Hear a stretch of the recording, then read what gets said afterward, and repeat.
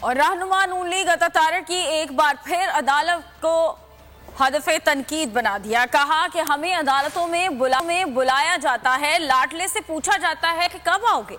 72 घंटे हो गए पर अब तक ऑडियो लीक्स पर कोई कार्रवाई नहीं हुई। जब इदारों पर उंगलियां उठती हैं तो हमें दुख होता है।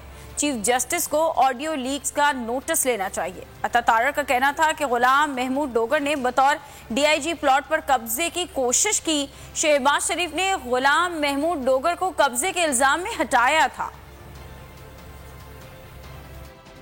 उस शानदार सफेद इमारत पे काले धब्बे लगते हैं तो हमारा दिल दुखता है। अफसोस होता है कि उस इदारे ऐसे लोग बैठे हैं जिनके किरदार पे उंगलियां उठ रही हैं और उनकी खिलाफ एक्शन लेने वाला भी कोई नहीं है, उनकी सफाई देने वाला भी कोई नहीं है। गुलाम महमूद डोगर ने लाहौर में एक बेवा के प्लॉट पे कब्जे की कोशिश की। इंक्वायरी में साबित हुआ, शहबाज शरीफ साहब ने इनको इनके ओहदे से हटाया और इंक्वायरी रिपोर्ट में ये लिखा अफसरान ने कि इसको किसी आला ओहदे पर फाइज ना किया जाए। 72 घंटे होने वाले हैं, इन ऑडियोज पर कोई एक्शन लिया गया है क्या? चीफ जस्टिस ऑफ पाकिस्तान को इसका नोटिस नहीं लेना चाहिए? देखिए ये सिलसिला डिमांड करता है कि इसकी शफाफ तहकीकात हो।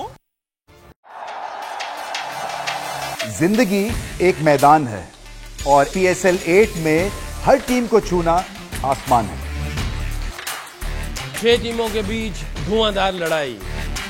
ये शोर ना लड़ाई का है ना डर का, ये शोर है जीत का, ये शोर है जुनून का। खेल का जुनून रोजाना रात 11 बजे सिर्फ बोल न्यूज पर।